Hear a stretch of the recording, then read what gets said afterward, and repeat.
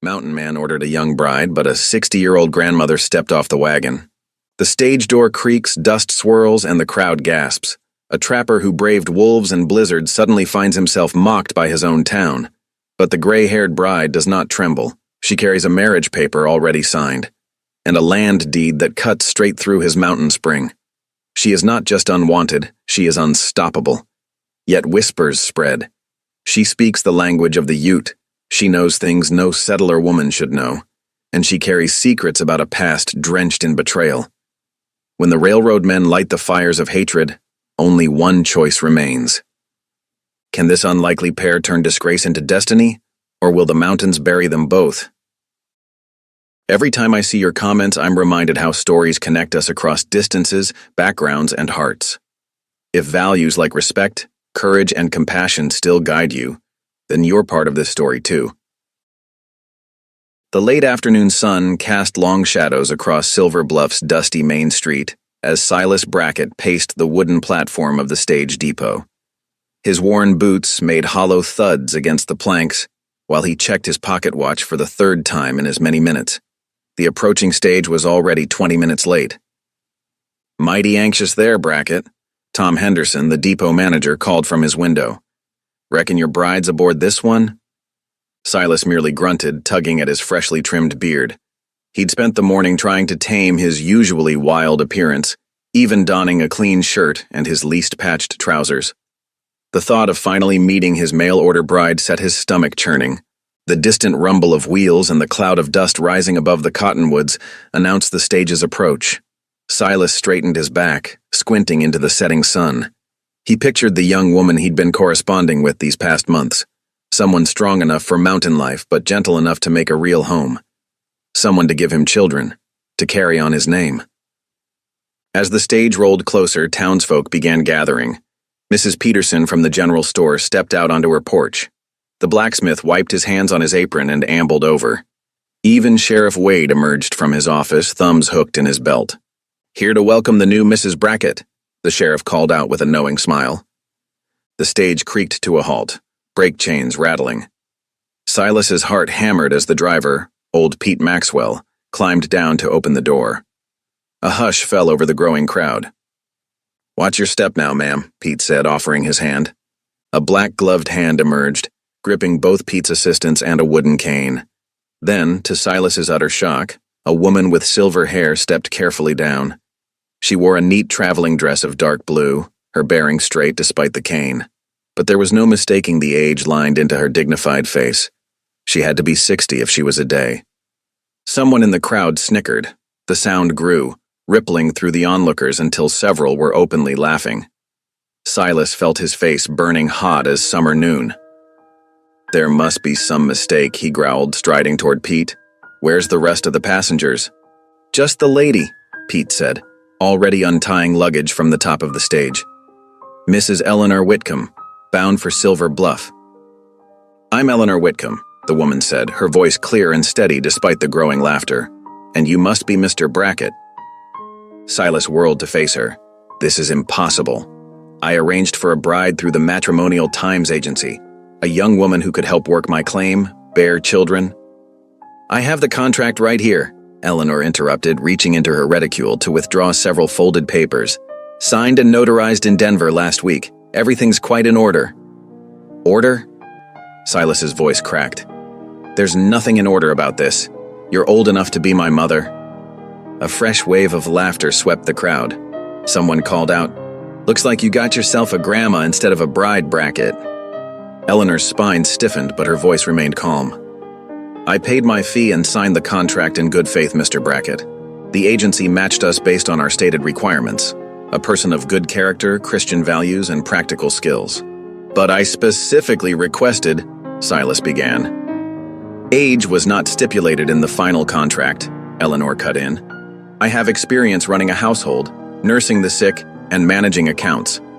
I speak both English and Ute, and I can sew, cook, and tend a garden.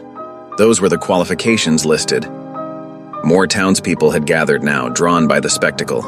Silas could hear them whispering, see them pointing and grinning. His carefully built reputation as a serious mountain man was crumbling by the second. "This is ridiculous," he snapped. "I won't be made a fool of. Pete, get her back on that stage."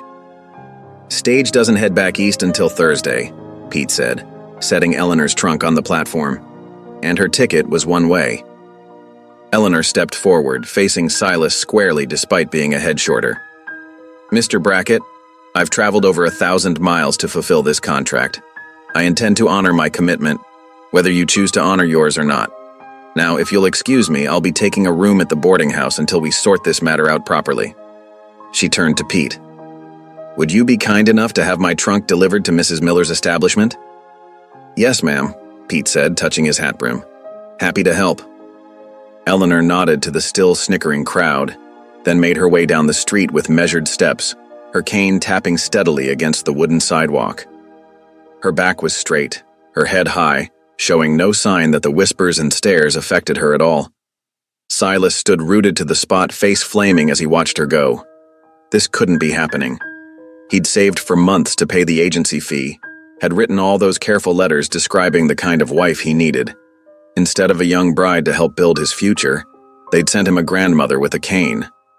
"Well, Brackett," Sheriff Wade drawled, clapping him on the shoulder, "reckon this wasn't quite what you had in mind when you sent off for a mail-order bride."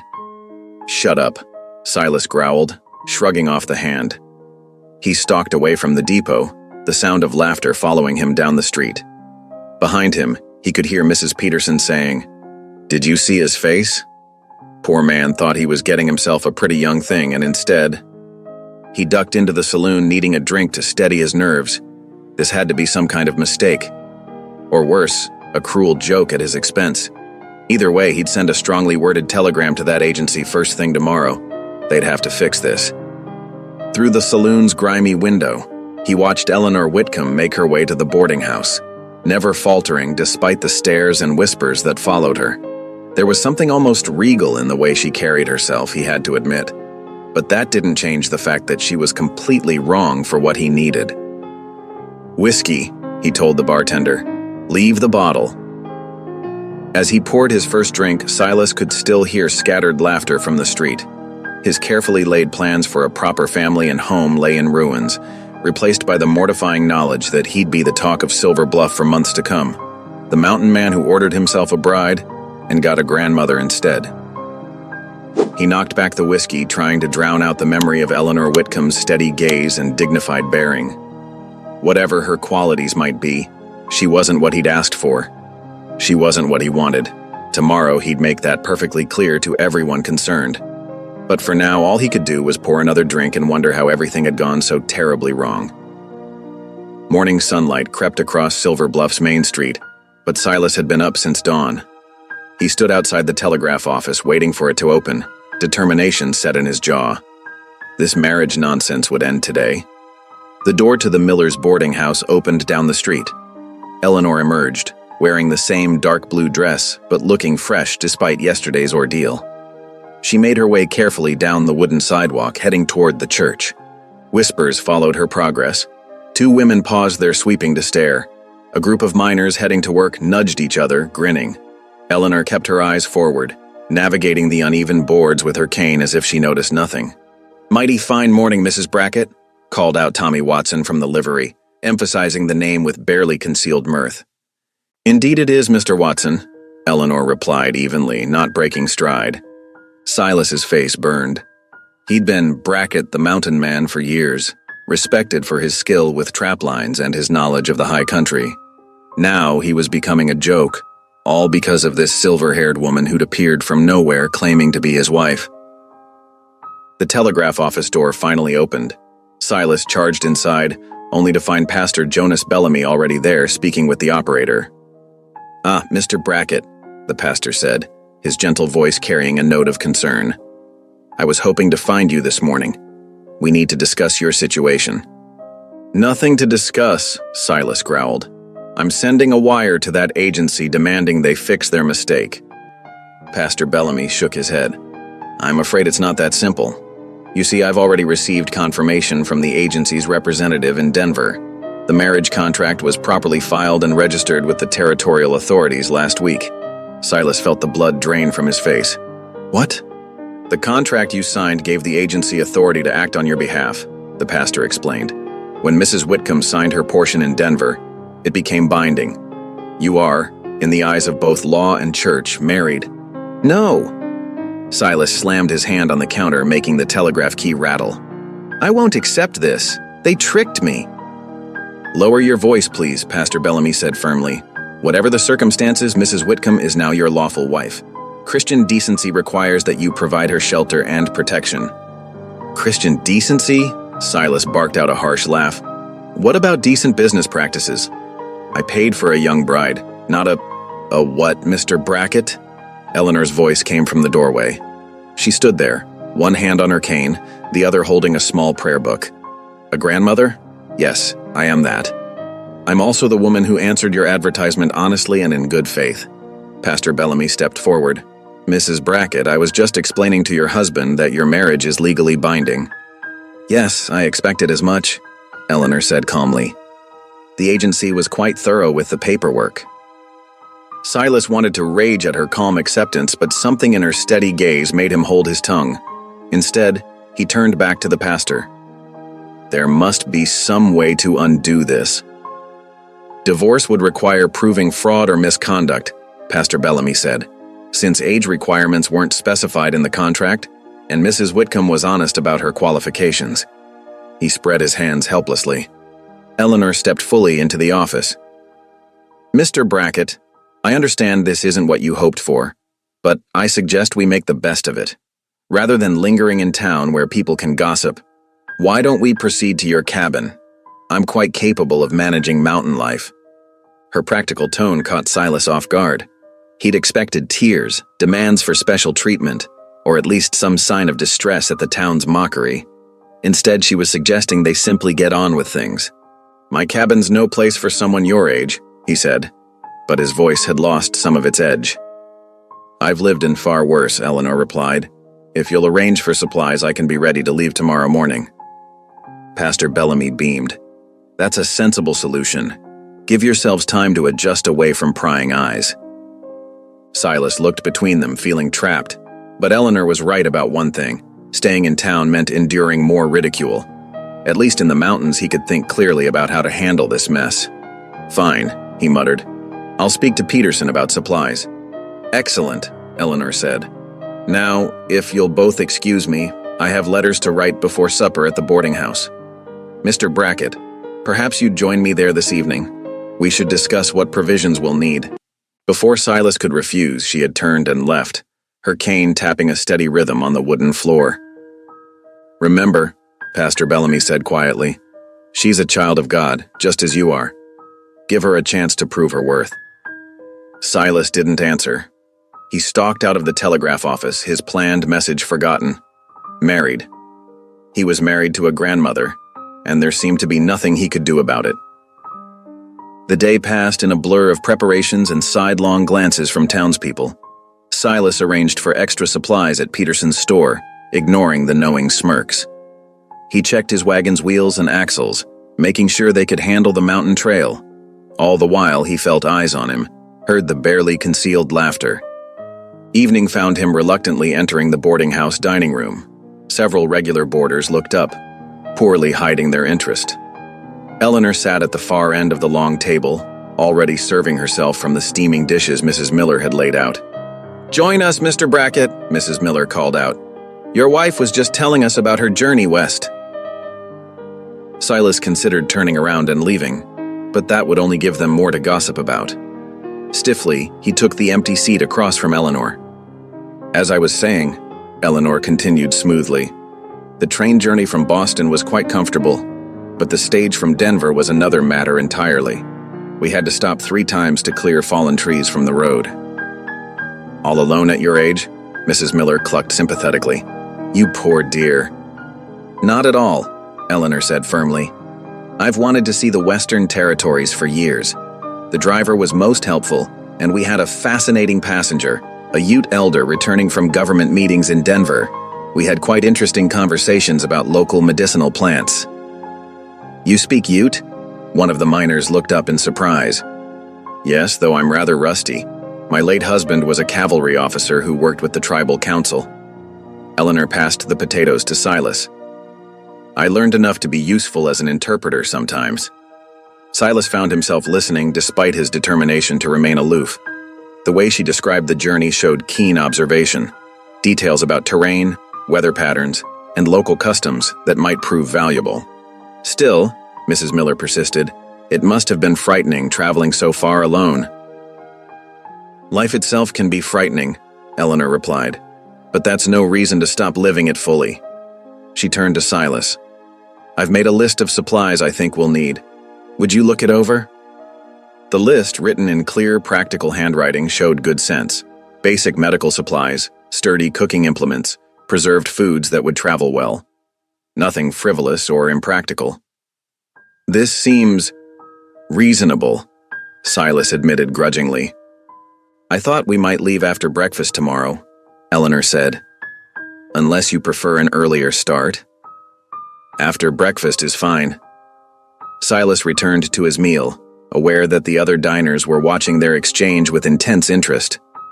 The rest of supper passed with Eleanor deftly fielding questions about her journey, neither seeking pity nor showing any sign of discomfort with her situation. By the time Silas left, he noticed some of the earlier mockery had faded from the other boarders' faces, replaced by something like respect for Eleanor's quiet dignity. But that didn't make his own situation any easier to bear. Later that night, Silas sat alone in his cabin, a single lamp casting shadows on the rough-hewn walls. Tomorrow, this space would no longer be just his. The woman he'd never wanted would be here, changing everything with her presence. He poured himself a measure of whiskey, trying to drown out the memory of townspeople's laughter. The mountain man who'd ordered himself a bride and got a grandmother instead. The joke would follow him now, tarnishing the reputation he'd built through years of hard work. The lamp flickered, making shadows dance. Silas stared into them, wrestling with his shame and anger. He'd wanted a fresh start, a chance to build something lasting. Instead, he was trapped in a marriage to a woman old enough to be his mother, bound by law and church to care for her. Tomorrow she would arrive with her cane and her dignity and her practical lists. Tomorrow his solitary life would end, replaced by… what? He couldn't imagine. All he knew was that it wasn't what he'd planned, wasn't what he'd wanted, wasn't what he'd dreamed of during those long mountain nights. The whiskey burned his throat, but it couldn't burn away his dread of what the morning would bring. Dawn painted the sky in gentle brushstrokes of pink and gold as Silas led 2 saddled horses and a pack mule through Silver Bluff's quiet streets. The animals' hooves clicked against packed dirt, matching the steady rhythm of his heartbeat. Each step brought him closer to the boarding house and the reality of his unexpected marriage. Eleanor waited on the porch, a small carpet bag at her feet. She had traded yesterday's traveling dress for a practical riding skirt and sturdy boots. Her silver hair was neatly pinned beneath a wide-brimmed hat, ready for the mountain sun. "Good morning, Mr. Brackett," she said, gripping her cane. Silas nodded stiffly. "Ma'am." He secured her bag to the pack mule, where it joined the supplies they'd purchased yesterday. "The mare's gentle, but the trail ain't." "I understand." Eleanor approached the horse with quiet confidence. She studied the stirrup height, then handed her cane to Silas. "If you'd assist me?" Silas stepped forward, uncertain how to help a woman of her age mount. But Eleanor surprised him, placing one hand on the saddle horn and the other on his offered arm. Despite her years, she swung up with practiced ease, settling herself side saddle. "My late husband was cavalry," she explained, catching his startled look. "He made sure I could ride properly." Silas handed back her cane, which she secured to the saddle. Without further comment, he mounted his own horse and led them out of town. The morning air carried a hint of autumn crispness, while dew sparkled on the meadow grass stretching toward the mountains. The first hour passed in silence. Eleanor sat straight in her saddle, taking in the changing landscape as they left the valley's grasslands for the first gentle rises of the foothills. Stands of aspen shimmered golden in the morning light, their leaves whispering secrets to the wind. "Do you trap year-round?" Eleanor's question broke the quiet, her voice carrying genuine interest. Silas glanced back. "Depends on the season. Beaver's best in spring before summer pelts thin out. And winter. Mostly hunting then, Deer and elk keep me fed. Sometimes I guide hunting parties from back east, city folk who want to play mountain man for a week. A smile touched Eleanor's lips. That must be interesting work. Interesting ain't exactly the word I'd use. Silas found himself adding, most can't tell a deer track from a cow print. Had one fellow shoot his own horse's shadow. Eleanor's soft laugh held no mockery. I imagine you have quite a collection of such tales. A few? Silas surprised himself by sharing another story about a banker who'd brought silk pajamas on a hunting trip. Eleanor listened attentively, asking questions that showed real curiosity about his life in the mountains. By midday, they'd climbed well into the foothills. Silas called a halt beside a clear stream, helping Eleanor dismount. She moved carefully on the rocky ground, but her face showed no sign of complaint about the journey's rigors. They shared a simple meal of bread and jerky, sitting on sun-warmed rocks while the horses grazed. The stream's gentle music filled their silence, more comfortable now than the tense quiet of morning. The water's so clear, Eleanor observed, dipping her fingers in the current. Like liquid crystal. Comes straight off the snowmelt, Silas explained. Good fishing spots upstream, where the pools run deep. Perhaps you could show me sometime? The question held no demand, just simple interest. Silas shifted, remembering this wasn't just a pleasant day's ride with a stranger. This woman was his wife, planning to share his life. The thought still scraped raw against his pride. The afternoon brought steeper trails and thicker forest. Pine and spruce replaced the aspen, their branches casting dappled shadows across the path. Eleanor's mare picked her way carefully over roots and rocks, while the pack mule plodded steadily behind. Silas found himself watching Eleanor more often, checking for signs of fatigue. But she remained upright, managing her cane when needed, never voicing discomfort, though the ride must have taxed her strength. The sun was setting when they finally reached the cabin. Smoke-stained logs rose from a small clearing, backed by towering pines. A lean-to shelter stood to one side, while split wood was stacked neatly against the wall. It wasn't much, just one room with a stone fireplace, but it had served Silas well enough these past years. He helped Eleanor down, noting how she leaned more heavily on her cane now. Still, her eyes were bright as she surveyed her new home. Solid construction, she commented, running a hand along the chinked logs. Good tight corners. Silas busied himself unloading the pack mule, uncertain how to respond to her calm acceptance. Most women would have balked at such basic accommodations. Even the hunting party's wives, who claimed to want wilderness adventure, complained about the rough conditions. Inside, Eleanor studied the cabin's sparse furnishings, the narrow bed, the rough table and single chair, the few tin plates stacked on wooden shelves. Her gaze lingered on the fireplace's cold stones. Would you like me to start a fire while you tend to the animals? She asked practically. Silas nodded, grateful for the excuse to escape outside. By the time he'd unsaddled the horses and secured them for the night, lamplight glowed through the cabin's single window. The sight stopped him. How many years had he returned to dark windows? When he entered, the cabin felt different. Eleanor had swept the floor with a rough broom, arranged their supplies on the shelves, and laid out her bedroll near the now crackling fire. The space seemed more orderly, as if her presence alone had transformed it from a hunter's den to something approaching a home. She looked up from where she knelt, spreading a clean cloth over the table. I hope you don't mind. I thought we could use a bit more organization. It's your home now, too, Silas managed, the words feeling strange in his mouth.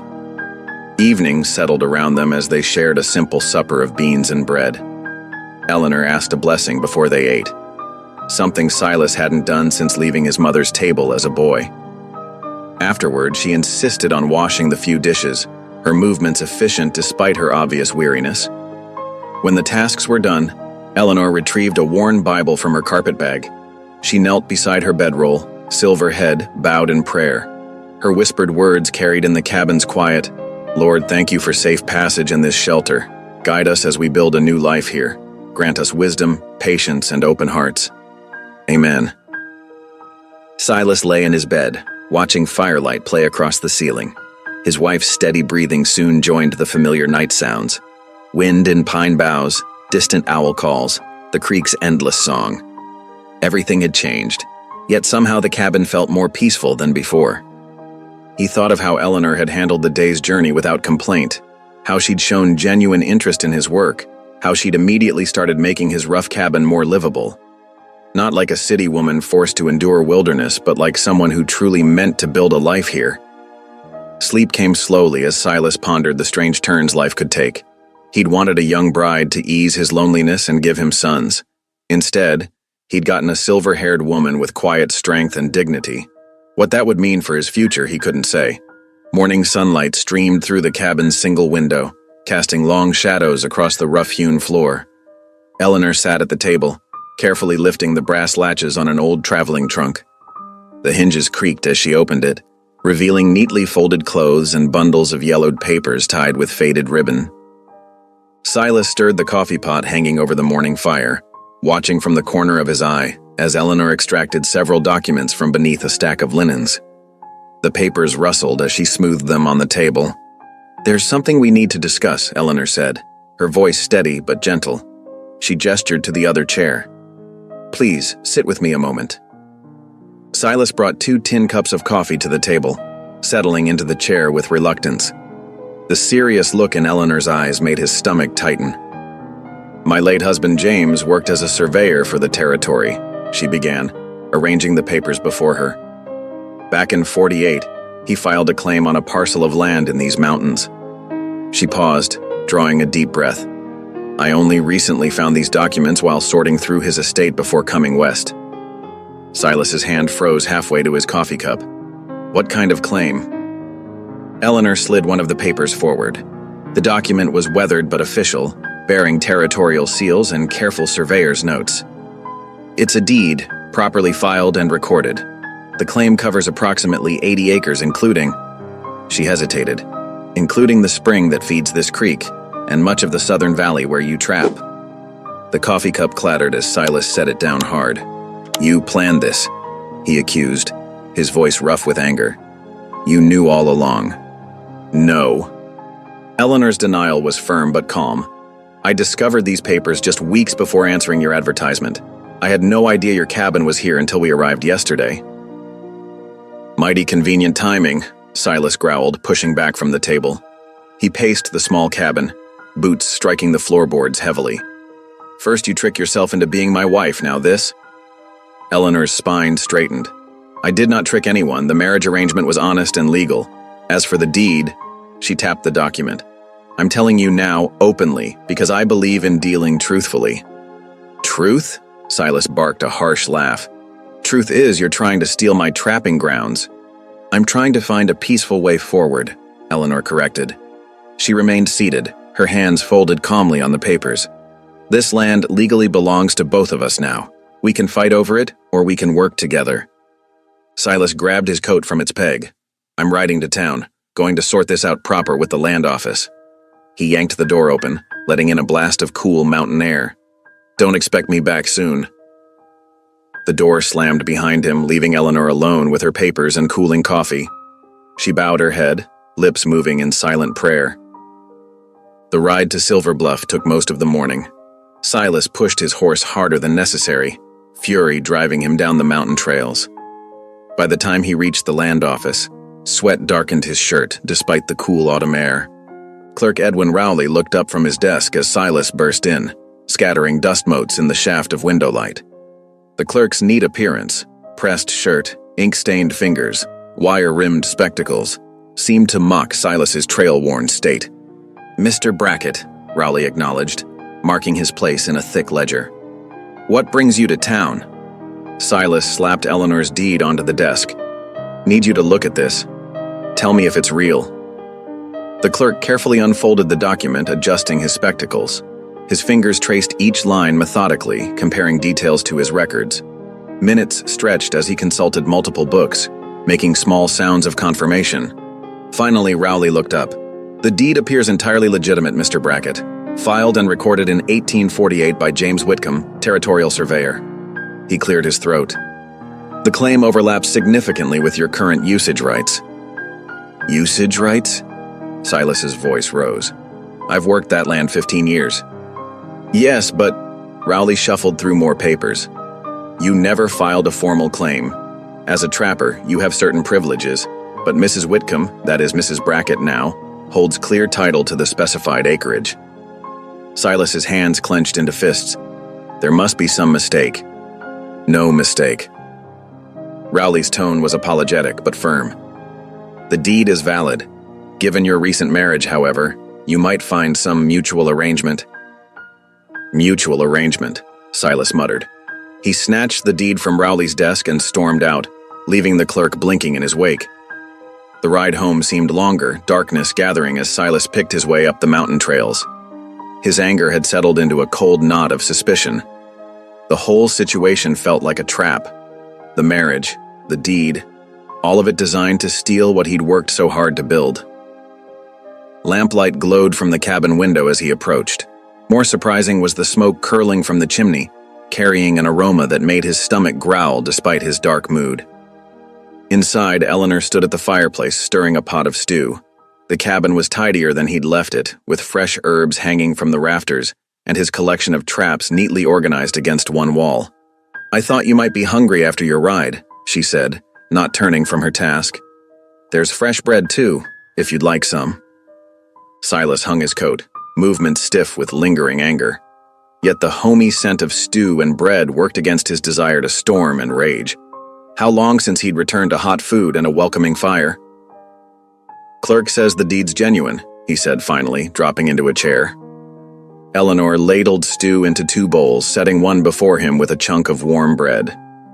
"I expected it would be." She settled across from him, her own bowl steaming. James was very thorough in his record-keeping. Silas broke off a piece of bread, studying her face in the lamplight. "Why didn't you tell me yesterday, or in town?" "Would you have brought me here if I had?" She met his gaze steadily. "I needed to see the land first, to understand what we're both facing." She gestured to his bowl. "Eat while it's hot. We can talk more after supper." The stew was rich with vegetables and game meat, clearly made from his own stores, but prepared with skill he couldn't match. Silas found himself finishing the bowl despite his determination to remain angry. Eleanor's quiet presence across the table was oddly soothing, though mistrust still coiled in his gut. As Eleanor gathered their dishes, Silas watched her move about the cabin. She favored her bad leg but worked efficiently, as if she'd kept house here for years instead of a single day.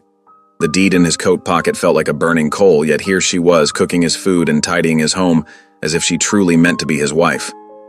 What game was she playing? And more importantly, how much would he lose before she revealed her true purpose? The autumn days stretched into a peculiar rhythm at the mountain cabin. Silas would wake before dawn, startled each morning by the sight of Eleanor's silver hair catching the first gray light through the window. She rose as early as he did, moving quietly about the cabin's confines with her cane, already heating coffee by the time his boots hit the floor. Their shared space felt both too small and oddly comfortable.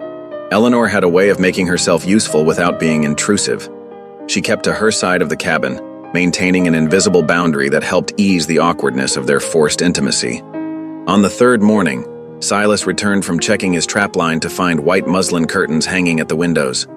The fabric, he realized, came from Eleanor's own trunk, spare cloth she'd brought west, now repurposed to soften the cabin's rough-hewn edges. "Didn't ask you to pretty up the place," he muttered, though the curtains did cut the harsh glare that usually woke him at first light. "The cabin needed something to keep the draft out," Eleanor replied practically, not looking up from her mending. "These will help when winter comes." Silas couldn't argue with that logic, though it unsettled him how she spoke of winter as if she'd be there to see it. The smell of fresh bread began filling the cabin daily. Eleanor had brought sourdough starter from town, carefully wrapped in oilcloth, and she tended it like a living thing. The warm, yeasty scent would greet Silas when he returned from his rounds, making his mouth water despite his determination to maintain distance. She never complained about the hard wooden chairs, the uneven floor, or the constant smell of cured hides that permeated everything. When rain drummed on the roof for 2 days straight, Eleanor simply moved her sewing closer to the window and worked by the gray light, humming old hymns under her breath. Silas found himself watching her when she wasn't looking. Her hands were strong and capable, marked with old scars and the shadows of hard work. She moved deliberately, compensating for her bad leg without fuss or self-pity. There was something almost familiar in her quiet competence. It reminded him of his own mother, long ago, making do with whatever life provided. One crisp morning, as Silas cleaned his rifle on the cabin's small porch, voices carried up the trail. Women's voices, speaking in the measured tones of the Ute language. His hand tightened on the rifle stock, though he knew the local band was peaceful enough if treated fairly. 3 Ute women appeared around the bend, carrying burden baskets on their backs. They wore practical dress, leather leggings, cloth skirts, and trade blankets against the mountain chill. Their faces showed neither surprise nor concern at finding Silas on his porch. Before he could rise, Eleanor emerged from the cabin, leaning on her cane. To his utter amazement, she raised her hand in greeting and spoke halting words in the Ute tongue. The women's expressions brightened with interest. The eldest stepped forward, returning Eleanor's greeting with additional words Silas couldn't follow. Soon, all 4 women were conversing, Eleanor's careful pronunciation drawing occasional gentle corrections and appreciative nods. Silas watched, dumbfounded, as Eleanor invited the women into the cabin. They emerged shortly with Eleanor's trunk open between them. Trading commenced. Eleanor's spare blankets and some of her food stores exchanged for dried berries, carefully tanned hides, and beautifully woven baskets. The entire encounter lasted perhaps an hour.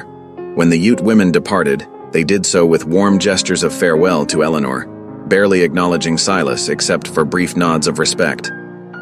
He waited until they were well down the trail before confronting her. "Mind telling me how you learned to speak their language?" Eleanor was arranging her newly acquired baskets on a shelf.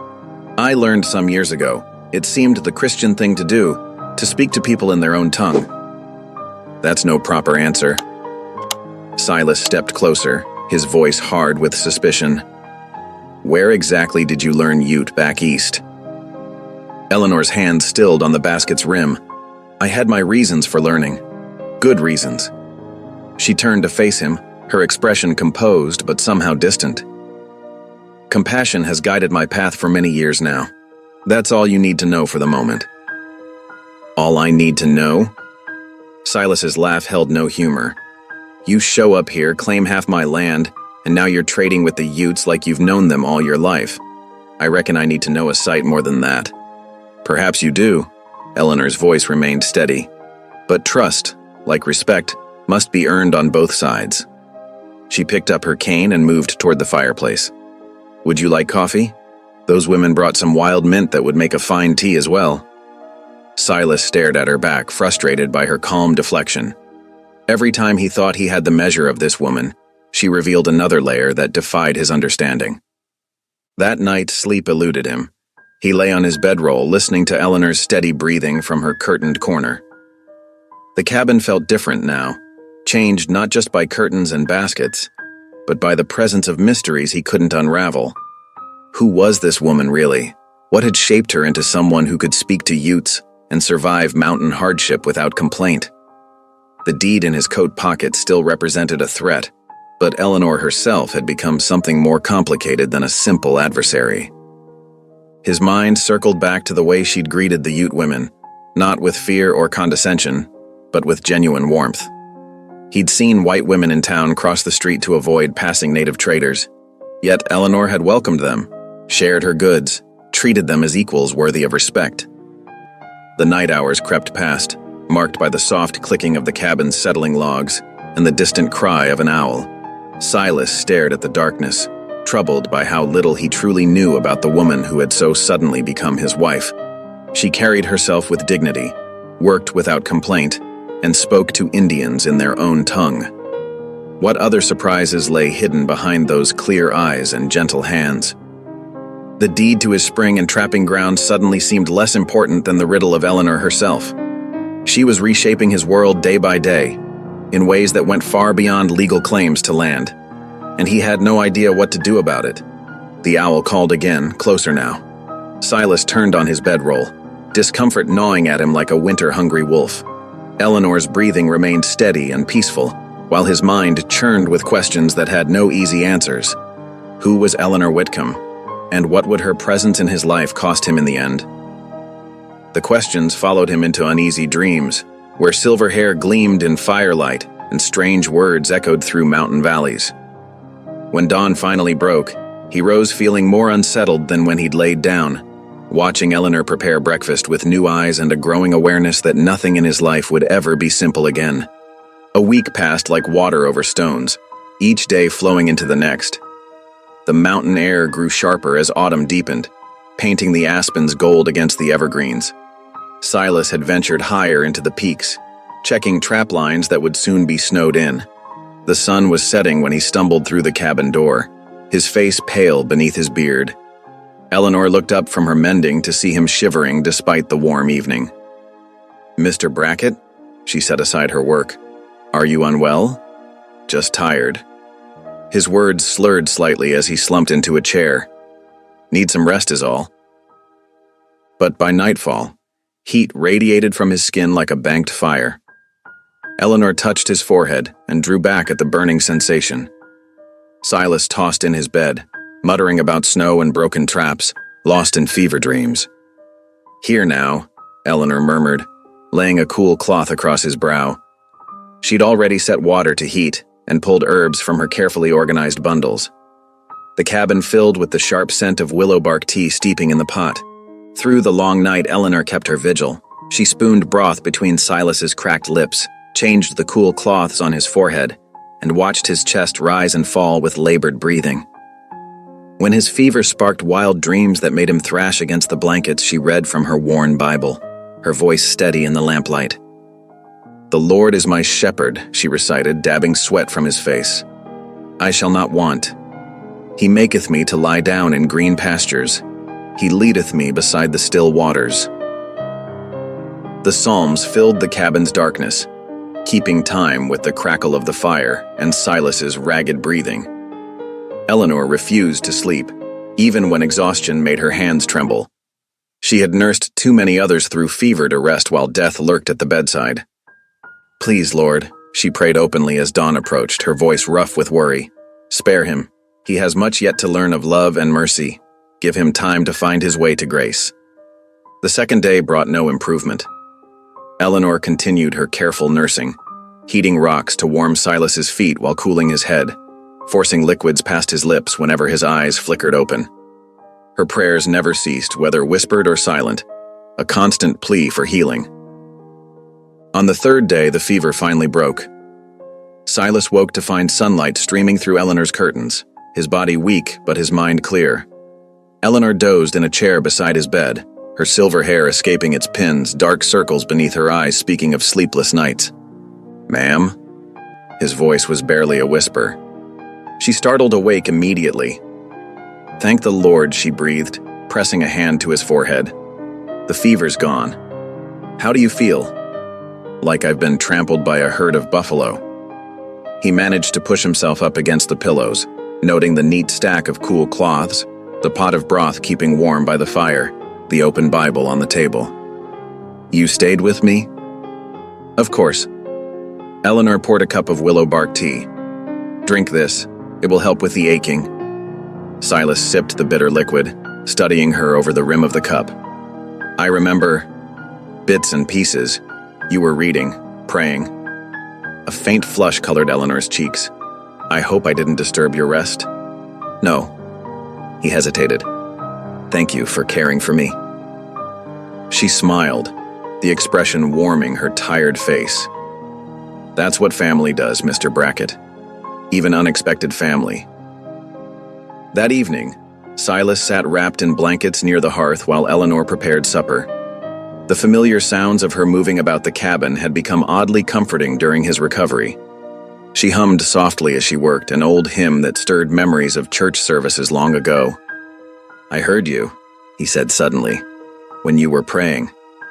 You asked God to give me time to learn about love and mercy." He turned to face her. "Why would you pray such a thing for a stranger who's treated you unkindly?"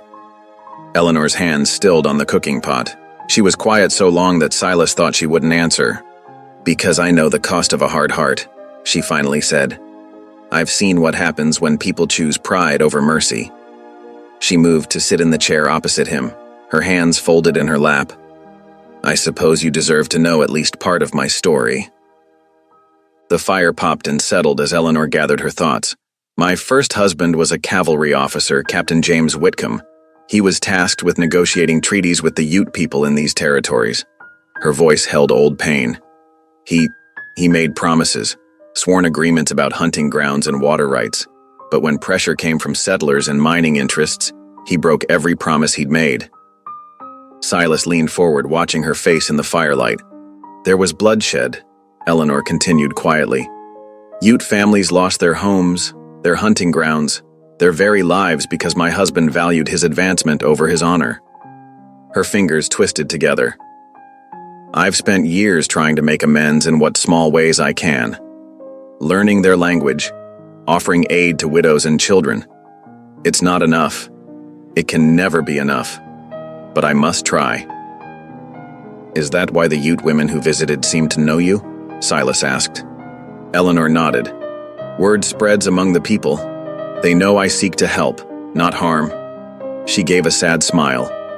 Some even call me grandmother who makes right, though I can never truly make right what was destroyed. And coming here, was that part of your atonement? No. Eleanor's voice was firm. I came because I was alone, and you were alone, and perhaps God had a purpose in bringing us together. She stood, returning to the cooking pot. That's enough of my story for tonight, I think. You need rest to regain your strength. Silas watched her move about the cabin, seeing her differently now. The dignity he'd first noticed at the stage depot came from years of bearing guilt that wasn't hers. Her gentle strength had been forged in fires of grief and responsibility. She was still a mystery in many ways, but he began to understand the deep currents that moved beneath her calm surface. Eleanor, he said softly, using her given name for the first time. When she turned, he met her eyes. Thank you. Not just for the nursing, but for telling me. She nodded, acknowledgement passing between them like a thread of understanding. The cabin settled into comfortable silence as Eleanor served their supper, the sound of spoons against bowls mixing with the whisper of wind through pine boughs outside.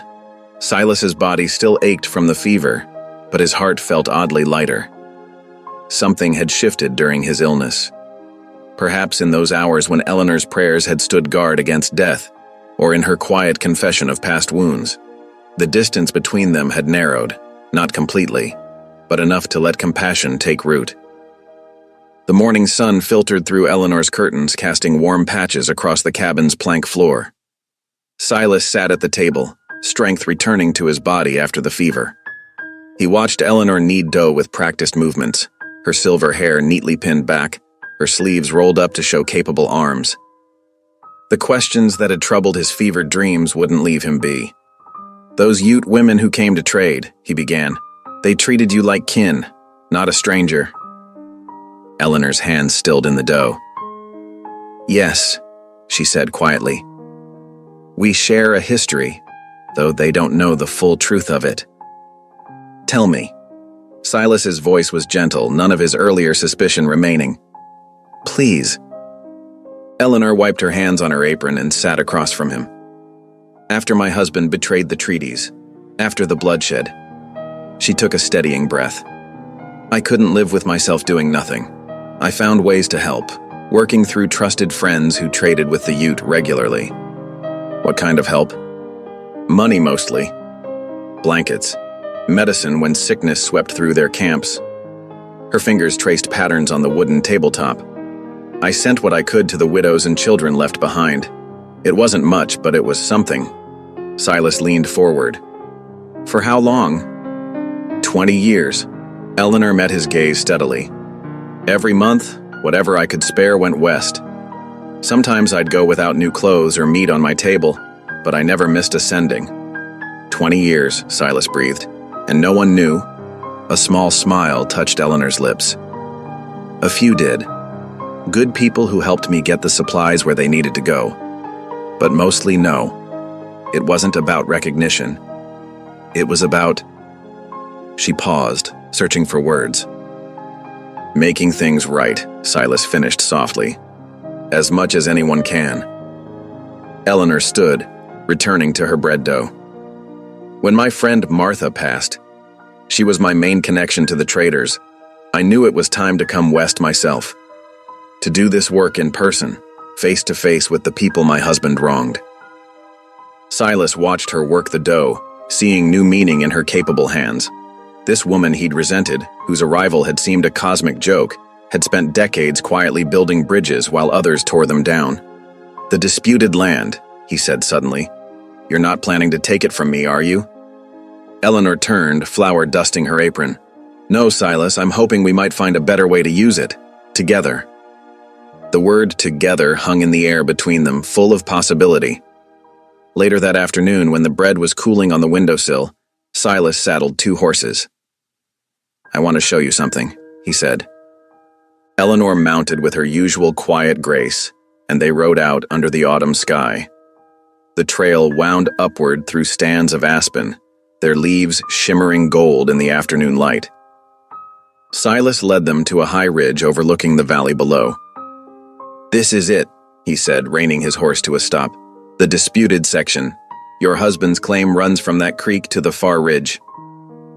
Eleanor surveyed the land, her eyes taking in the mix of meadow and woodland. "It's beautiful," she breathed. "Look how the valley catches the sun. And that spring-fed creek, the soil must be rich there." "Good for trapping," Silas agreed. "Beaver in the creek, fox in the woods." "Yes, but—" Eleanor gestured toward the meadow. "Can't you see it? Apple trees could grow there, protected by those hills. Gardens in the rich bottomland. Maybe even a grape arbor on that south-facing slope." Silas turned to study her face. The vision she painted wasn't one he'd ever considered, but looking now through her eyes, he began to see new possibilities in the familiar landscape. "The Ute women could trade here," Eleanor continued softly. "Bring their crafts, take fresh fruit and vegetables home to their children. A place of meeting, not division." "You've thought about this," Silas said. "Every night since I found those papers." She met his gaze. "But I wouldn't do anything without your agreement. This is your home, Silas. I'm just hoping it might become something more." The autumn wind rustled through the aspens, carrying the sharp scent of pine. Below them, the creek caught the late sunlight like scattered silver. Silas found himself seeing the land differently, not just as territory to work, but as something that could nurture new growth, new connections. "Tell me more," he said. Eleanor's face lit up. For the next hour, they sat their horses on the ridge while she described her dreams for the valley. Silas listened, asking questions, offering suggestions about water flow and winter protection. The land between them became a shared vision rather than a source of conflict. As the sun began to sink, they rode home in comfortable silence. The cabin welcomed them with the smell of fresh bread and wood smoke. Eleanor set about preparing their evening meal while Silas tended to the horses, each moving in the familiar rhythm they'd developed. Over supper, they didn't speak of the future directly, but something had shifted between them, like earth after spring thaw, softened, ready for new growth. Silas watched Eleanor butter her bread, remembering how she'd cared for him during his fever, how she'd prayed through the long nights. The woman who'd stepped down from that stagecoach was no longer a stranger to be resented, but a partner in possibility. "The bread turned out well," he offered. "Thank you." Eleanor's smile was warm in the lamplight. "Tomorrow I thought I might try biscuits." "I'd like that." They continued eating, the quiet broken only by the clink of spoons and the pop of the fire. Outside, a lone coyote called, its voice carrying across the darkening valley. Eleanor cocked her head to listen. "They always sound so lonely," she said. "Not lonely," Silas corrected gently. "They're calling to their pack, letting them know where home is." Eleanor's eyes met his across the table, understanding passing between them like a current. Neither spoke of it, but both felt the weight of the moment. Two solitary souls beginning to find their way towards something that might become home. The evening settled around them like a comfortable blanket. Eleanor cleared the dishes while Silas banked the fire for the night. Their movements in the small cabin had become a kind of dance, each knowing the other's rhythms, each making space for the other's presence. Later, as Eleanor sat mending by lamplight and Silas cleaned his rifle, the comfortable silence was broken only by the whisper of thread through fabric and the soft click of metal parts. The woman he'd once seen as an unwelcome intruder had become, what? A partner? A friend? Something more that he wasn't ready to name? Silas watched her skilled hands with the needle, remembering how those same hands had soothed his fever, how they'd shaped bread dough, how they'd gestured with quiet passion as she described her vision for the valley. 20 years of secret giving had shaped those hands, had shaped the heart of the woman who now shared his home. The lamplight caught the silver in Eleanor's hair, reminding him of aspen leaves in sunlight. She hummed softly as she worked, an old hymn that seemed to wrap around them both like a blessing. Outside, the coyote called again, and this time, from somewhere in the darkness, another voice answered. The autumn morning dawned clear and cool, dew sparkling on the cabin's rough-hewn logs. Eleanor stood at the wash basin, hands deep in sudsy water, when the sound of approaching hoofbeats made her pause. Through the window, she spotted a rider coming up the trail, not the usual rough-clothed trapper or trader, but a man in a fine eastern suit, riding a sleek bay horse. Silas stepped out onto the porch, rifle held casually but ready. The stranger dismounted with practiced ease, his polished boots raising little dust. He removed his hat with a flourish, revealing steel-gray hair and a smile that didn't quite reach his eyes. "Mr. Brackett?" The man's voice carried the smooth polish of city boardrooms. "I'm Darius Kellerman, representing the Denver and Rio Grande Railroad Company." He extended a gloved hand, which Silas didn't take. Eleanor dried her hands and stepped outside, her cane tapping softly on the wooden boards. Kellerman's eyebrows rose slightly at her appearance. "Ah, and this must be Mrs. Brackett. I'd heard there was a recent marriage." His pause spoke volumes. "State your business," Silas said flatly. Kellerman reached into his saddlebag and withdrew a leather portfolio. "I'll be direct. The railroad's surveyed route runs through this valley, right through both your claims, in fact." He spread a map across the porch railing. "We're prepared to offer fair compensation for the land." Eleanor moved closer, studying the map. "Both our claims?" "Oh, yes." Kellerman's smile widened. "We're aware of the interesting situation regarding overlapping deeds. The railroad can solve that problem quite neatly." "By taking both parcels?" Silas's voice held a dangerous edge. "By offering you both a fresh start elsewhere, with enough money to build something new." Kellerman produced an envelope. "The figures are quite generous." Eleanor straightened, her grip tightening on her cane. "My late husband surveyed this land himself, Mr. Kellerman. His work was thorough and legal. I won't dishonor his memory by selling to those who would destroy it. My dear lady," Kellerman's tone turned patronizing, "surely at your age, you'd prefer a comfortable—" "My age has nothing to do with right and wrong," Eleanor cut in. "This land isn't for sale." Kellerman's pleasant mask slipped for just a moment, revealing something harder beneath. "The railroad is coming, Mrs. Brackett. Progress can't be stopped. If you won't accept our offer—" He shrugged. "Well, there are other ways to secure what we need. Legal ways." Silas stepped forward, his shadow falling across the map. "You're done here." "Think carefully," Kellerman said, rolling up his papers. "The town's growing. People are eager for the prosperity the railroad will bring. They won't look kindly on those who stand in the way." His gaze shifted to Eleanor, especially those who seem more concerned with other interests. "Get off my land," Silas growled. Kellerman mounted his horse with the same smooth grace he'd shown dismounting. "I'll give you a week to reconsider. After that, things become official." He touched his hat brim and rode away, leaving an uneasy silence behind. That afternoon, Silas rode into town for supplies. The mood had already shifted. He felt it in the sideways glances, the conversations that stopped when he approached. At the general store, he overheard snippets that made his jaw clench. That old woman's filling his head with nonsense. Sympathizing with Indians while honest folks need the railroad. Probably using him for the land all along. He gathered his supplies quickly, but not before Clerk Rowley cornered him near the feed sacks. "Heard you had a visitor today," Rowley said, too casually. "Railroad's offering good money, Silas. Better take it before things get complicated." "My business ain't yours," Silas replied shortly.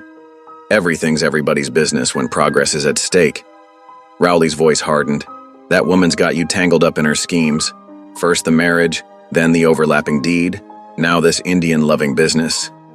Silas shouldered past him without reply, but the words followed him like wasps. Loading his supplies, he saw Kellerman emerging from the hotel, deep in conversation with several prominent townsmen. The railroad agent caught his eye and nodded slightly, his meaning clear. The pressure would only grow. The ride home seemed longer than usual, worry gnawing at Silas's gut. Not fear of losing the land. He'd survived with nothing before. No. What ate at him was the familiar taste of scorn, the sideways glances, the whispered mockery. He'd come to these mountains partly to escape such things, and now they were back, stronger than ever. Eleanor had supper waiting when he returned, rabbit stew that filled the cabin with savory warmth. She took one look at his face and set down her spoon. The town's turned, hasn't it? Silas nodded, pushing his bowl aside. Kellerman's been busy. They're calling you a troublemaker, saying you're... He couldn't finish. Saying I'm using you? Filling your head with dangerous ideas? Eleanor's voice was gentle. Standing in the way of their notion of progress? I've dealt with their scorn before, Silas said roughly. When I first came here, when my ways weren't their ways. But this is different. The whole town's united behind the railroad. They'll make life hard for anyone who opposes it. Eleanor reached across the table and laid her hand on his arm. Silas, look at me. He met her eyes reluctantly, seeing not pity but steady strength. Truth isn't measured by how many voices shout it down, she said firmly. What's right doesn't become wrong just because it's unpopular. I learned that watching my husband break treaties for the sake of progress. Her fingers tightened slightly. We have to stand for what's true, even when we stand alone. Even against the whole town? Especially then. Eleanor's eyes held his. Because that's often when truth needs defenders most. Silas covered her hand with his own, feeling the warmth of her conviction steady him. Outside, a coyote called in the gathering dusk, a lonely sound, but clear and unafraid. Inside the cabin, two people who had been strangers now found themselves unlikely allies against forces bigger than themselves, bound together by something stronger than mere paper deeds or marriage contracts, the courage to stand for what they believed in, whatever the cost. The Sunday morning dawned bright but carried an unsettling chill. Eleanor smoothed her best dress, faded but clean, while Silas hitched the horses. They'd decided to attend services together, though neither spoke of how the town might receive them. The wooden church sat proudly on Silver Bluff's main street, its white-painted boards gleaming in the morning sun. As Silas helped Eleanor down from her horse, the usual friendly chatter on the church steps died away. Women drew their children closer. Men suddenly found their boot tips fascinating. Good morning, Eleanor said clearly, her head high as she accepted Silas's arm. A few mumbled replies followed them up the steps. Inside, the familiar scent of beeswax candles and pine floors welcomed them. Sunlight streamed through plain glass windows, catching dust motes in golden beams. But even here, whispers followed like autumn leaves. Bold as brass coming here. After refusing the railroad's offer, holding back the whole town's future. Silas's jaw tightened, but Eleanor squeezed his arm gently. They took seats near the back, where the morning light couldn't reach. A few pews ahead, Darius Kellerman sat among the town's leading merchants, his suit as crisp as if he'd just stepped from a Denver boardroom. Pastor Jonas Bellamy emerged from the vestry, Bible in hand. His usual warm smile seemed strained as his gaze swept the congregation, faltering slightly when it reached Eleanor and Silas. "Let us pray," he began, his voice carrying to the rafters. "Lord, guide us in these times of change. Help us honor our commitments, to you, to each other, and to the progress you have ordained for our community." Silas felt Eleanor stiffen beside him. The pastor's emphasis on commitments hung heavy in the air. Throughout the sermon, Bellamy's words danced around the issue consuming the town. He spoke of Abraham's covenant, of binding promises, of sacrifice for the greater good. His eyes kept straying toward Eleanor, then darting away as if her steady gaze made him uncomfortable. "Sometimes," he said, mopping his brow with a handkerchief, "what seems right to one person may stand in the way of God's larger plan for many. We must examine our hearts, ensure our personal desires don't blind us to the needs of our neighbors." Eleanor sat straight-backed, her hands folded in her lap, while Silas fought the urge to stand and walk out. The message couldn't have been clearer if Bellamy had named them outright. After the final hymn, the congregation spilled out into the sunshine. Kellerman worked the crowd like a skilled sheepdog, moving from group to group, his voice carrying just enough to reach Eleanor and Silas as they emerged. "Shame about the delay to the rail line," he said to one cluster of merchants. "Think of the business we're losing every week." To another, "Other towns are eager for the opportunity Silver Bluff seems ready to refuse." And to the farmers, "That water source could irrigate twice the land if properly developed. Instead, it's tied up in disputed claims." Each comment drew worried looks toward Eleanor and Silas. The crowd subtly shifted, leaving them in a small island of space on the church steps. "Brother Silas." Pastor Bellamy approached, twisting his hat in his hands. "Mrs. Brackett, I trust the service was illuminating?" "Very clear, Pastor," Eleanor replied quietly. "Though I wonder if you've considered whose progress is truly being served." Bellamy flushed. "Now, Sister Eleanor, we must all think of the community's needs." "Indeed we must," she agreed, "all of the community, including those whose voices aren't heard in your church." The pastor's discomfort was plain. "I pray you'll reflect on today's message," he managed, before retreating to safer conversations. The ride home started in heavy silence. The trail wound through aspen groves where golden leaves trembled in the rising wind. Dark clouds gathered over the mountains, promising rain. Around a bend, they encountered several Ute families moving camp, their horses loaded with supplies and household goods. Eleanor reined in, speaking soft words of greeting in their language. The travelers' faces brightened with recognition. An elder woman dismounted, approaching Eleanor with dignity. They spoke for several minutes, gestures filling gaps in vocabulary. Silas watched, amazed, as the natural wariness he usually saw in native eyes melted away. They trusted Eleanor in a way they'd never trusted him, despite his years in these mountains. The Ute woman pressed something into Eleanor's hands, a small pouch of seeds, Silas realized, before the group moved on. Eleanor tucked the gift carefully into her saddlebag, her eyes distant. "What sort of seeds?" Silas asked, breaking their long silence. "Squash," Eleanor replied. "The kind that stores well through winter. She said her people have grown them here for generations." She looked at him directly. The railroad's route would cut right through their traditional planting grounds. Silas nodded slowly, understanding more with each passing day. They reached the cabin as the storm rolled in. Thunder growled across the peaks while they tended the horses and hurried inside. Eleanor lit the lamps while Silas built up the fire. Wind rattled the roof timbers as they sat down to a simple supper of bread and beans. Neither spoke of the day's events, but the silence between them had changed. It was no longer the awkward quiet of strangers forced together, but something more like understanding. As thunder crashed overhead, Silas studied Eleanor's face in the lamplight. The woman he'd once resented as an unwanted burden now sat at his table as an ally, perhaps the only one he had left. Eleanor seemed to read his thoughts. "The town will only grow colder toward us," she said softly. "Reckon so." Silas broke off a piece of bread. "Kellerman knows his business, turning neighbor against neighbor. Are you afraid?" The question caught him off guard. Not of Kellerman, not of losing the land even. He struggled to find the words.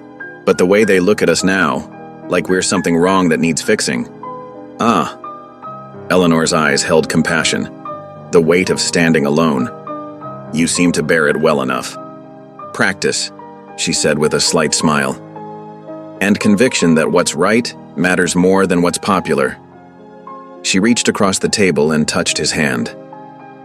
"We're not truly alone, Silas. God sees. The truth stands.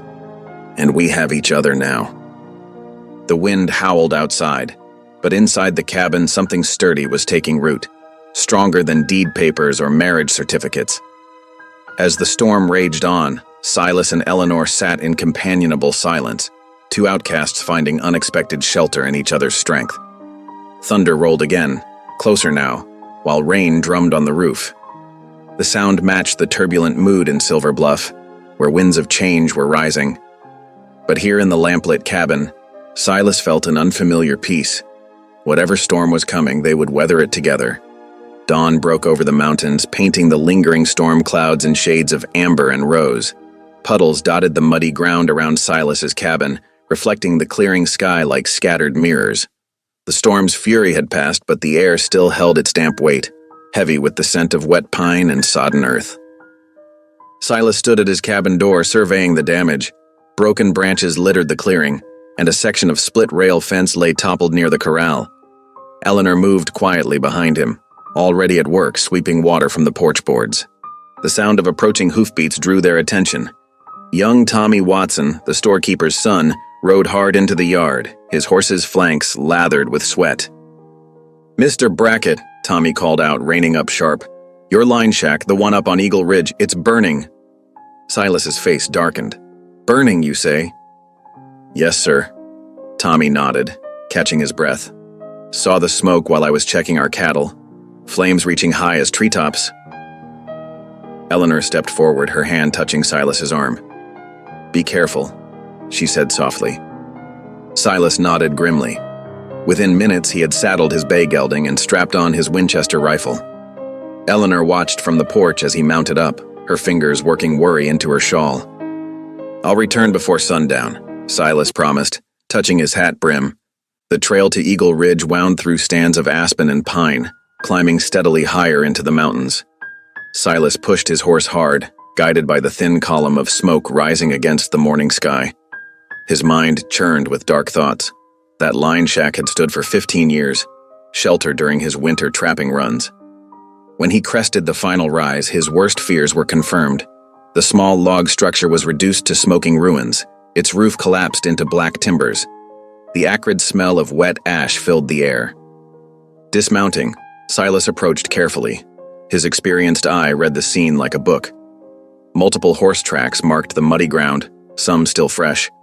At least 4 riders had been here, their prints showing they'd circled the shack before leaving. "Cowards," he muttered, kicking at a charred beam. Inside, his winter supplies, dried food, ammunition, trap supplies, were destroyed. This was no accident.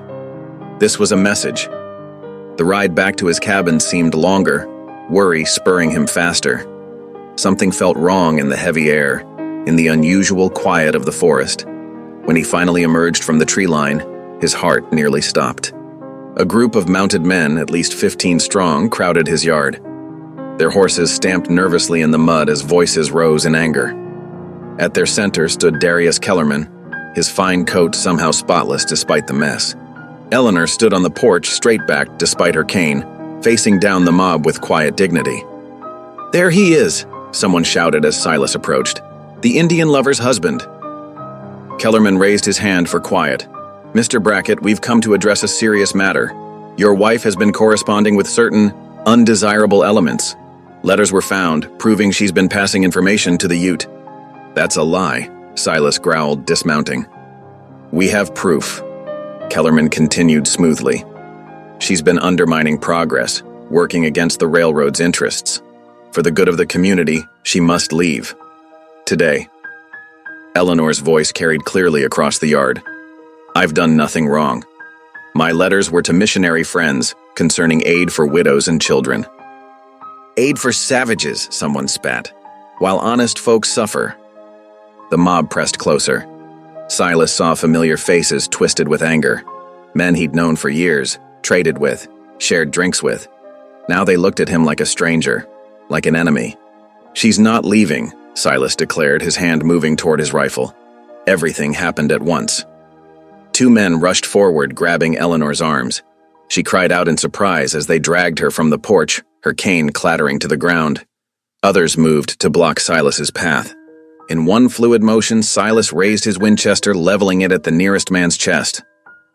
"Let her go," he commanded, his voice deadly quiet. "Silas, no," Eleanor called out.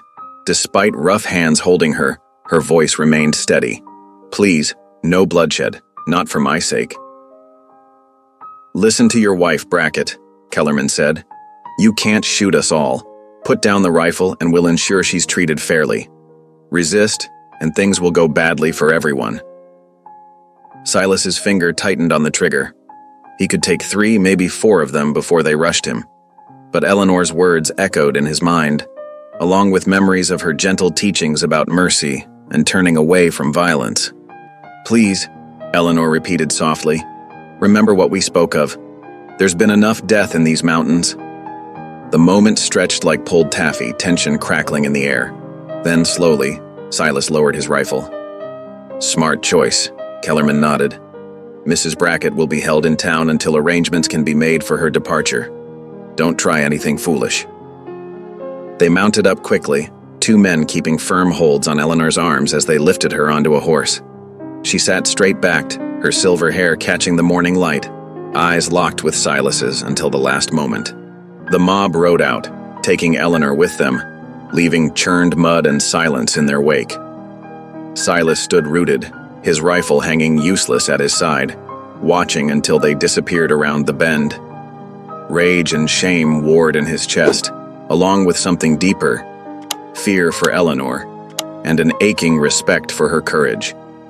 Her fallen cane lay in the mud, a mute testament to violence poorly masked as justice. Silas picked it up carefully, clutching the smooth wood like a lifeline. The morning sun continued to rise, indifferent to the drama below, while Silas stood alone in his yard, torn between the burning need for revenge and the harder path of wisdom Eleanor had shown him. Thunder rumbled in the distance, another storm approaching, or perhaps just an echo of the one that had passed. Either way, Silas knew in his bones that this day's troubles were far from over. Seeking another way. The cabin door creaked shut behind Silas, its familiar sound now hollow in the empty space. Eleanor's absence pressed against him like a physical weight. Her half-finished mending still lay in the chair by the window. The kettle she'd filled that morning waited on the stove, cold and unused. Silas's legs gave way. He stumbled to the hearth, falling to his knees before the cold ashes. His hands trembled as he gripped Eleanor's cane, still flecked with mud from where it had fallen. The smooth wood bore the marks of years of use, polished by her steady grip. Images flashed through his mind. Eleanor kneeling in this very spot during his fever, her silver hair gleaming in the firelight as she prayed through the long nights.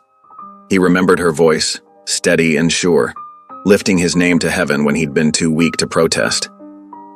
"Lord," Silas whispered, his voice rough with disuse. How long had it been since he'd truly prayed?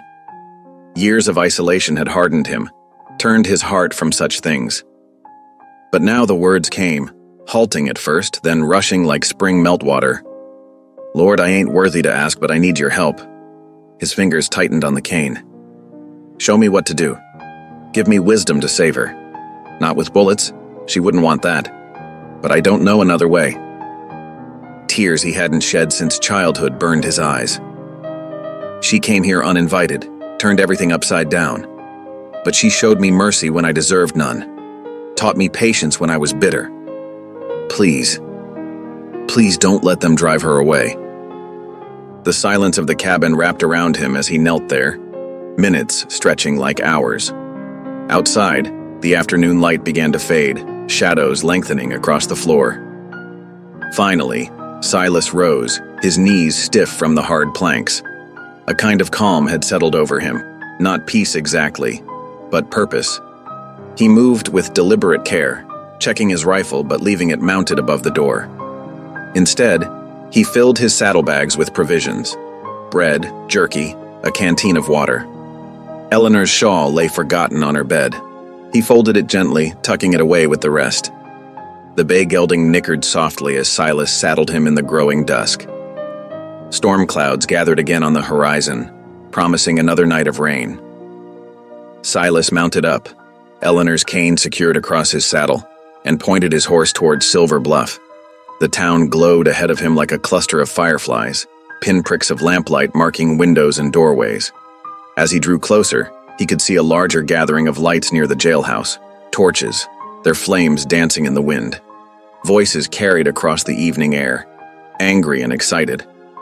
Silas dismounted at the edge of town, leading his horse quietly through the shadows of the alleyway behind the general store. The crowd had grown since afternoon, perhaps 50 people now, clustered around the jailhouse steps. Darius Kellerman stood above them, his figure outlined by torchlight. "Progress cannot be denied," Kellerman's voice rang out, practiced and smooth.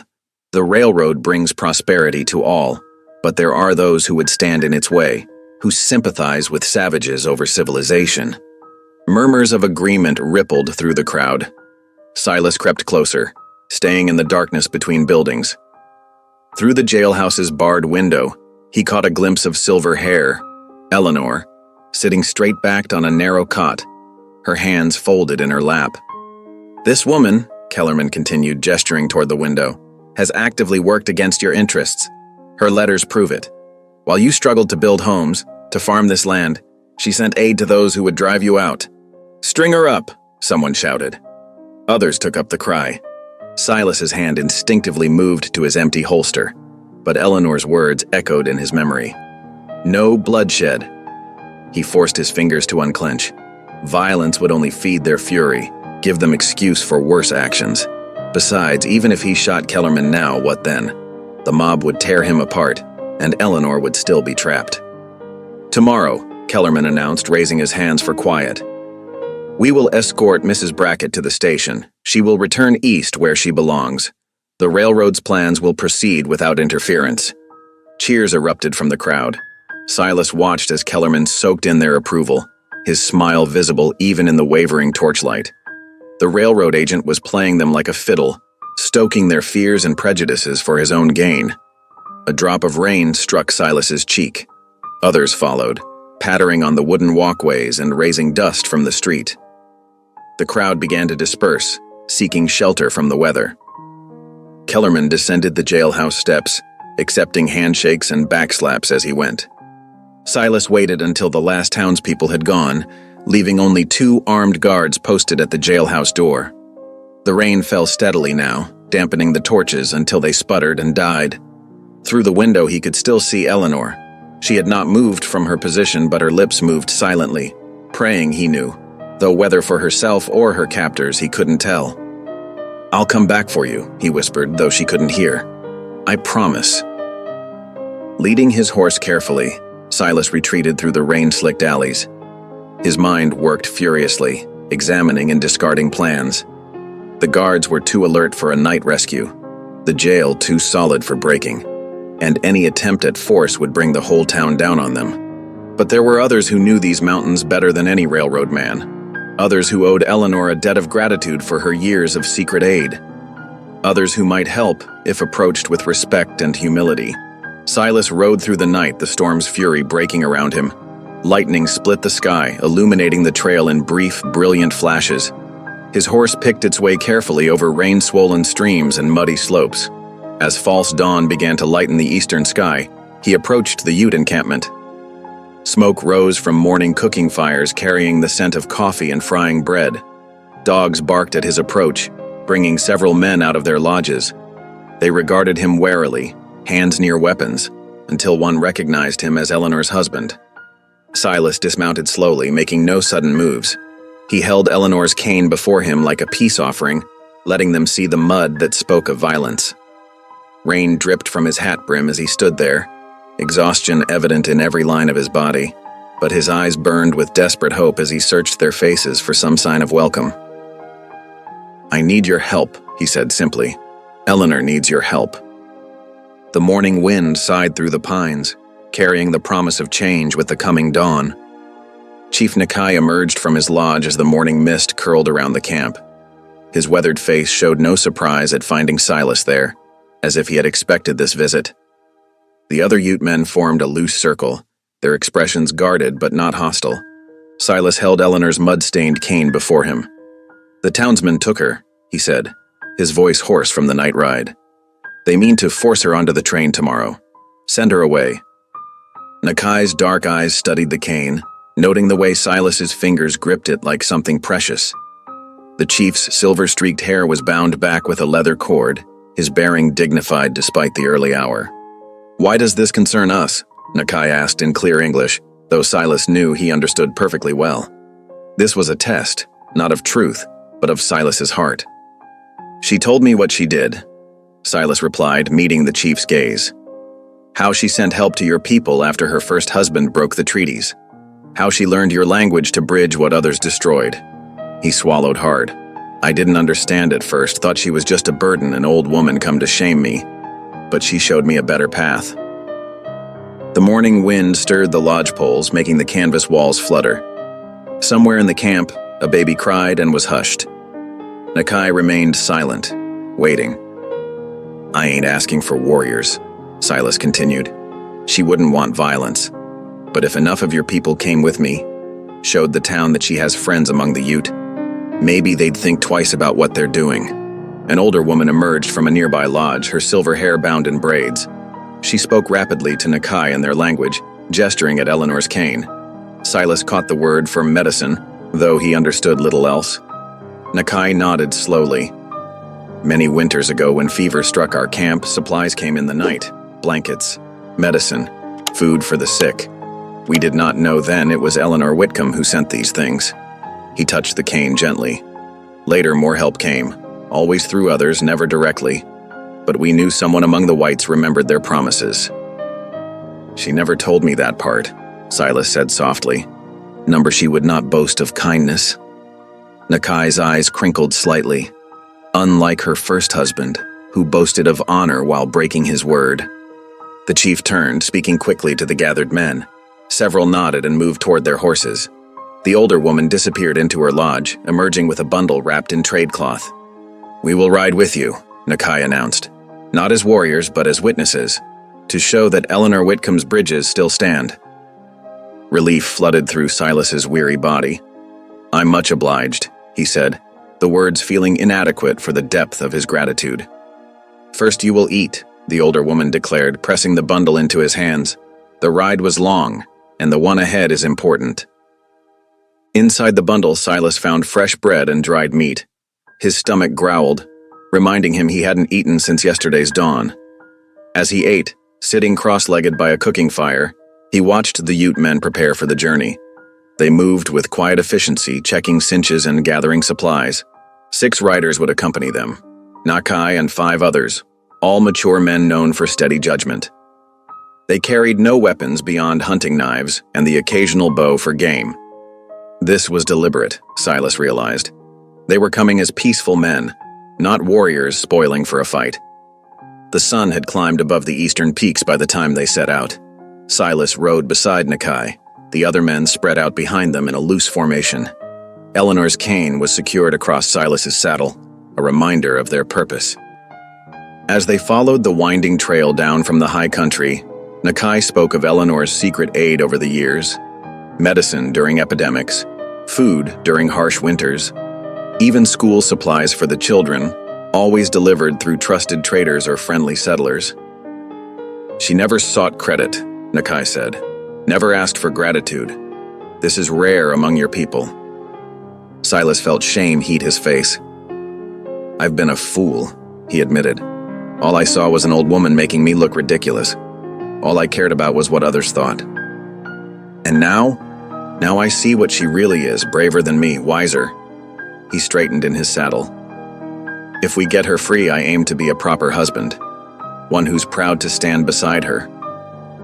Nakai nodded, satisfaction flickering across his features.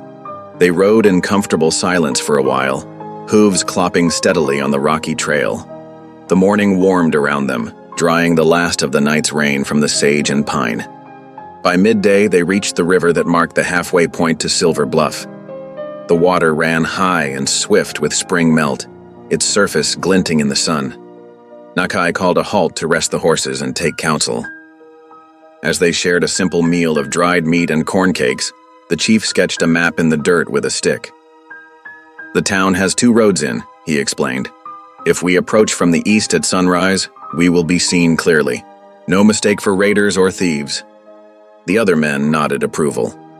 One spoke up, suggesting they send a rider ahead to ensure Eleanor wasn't moved during the night. Another recommended they spread out their approach, coming in from several directions to show their numbers without appearing threatening. Silas listened, marveling at their careful planning.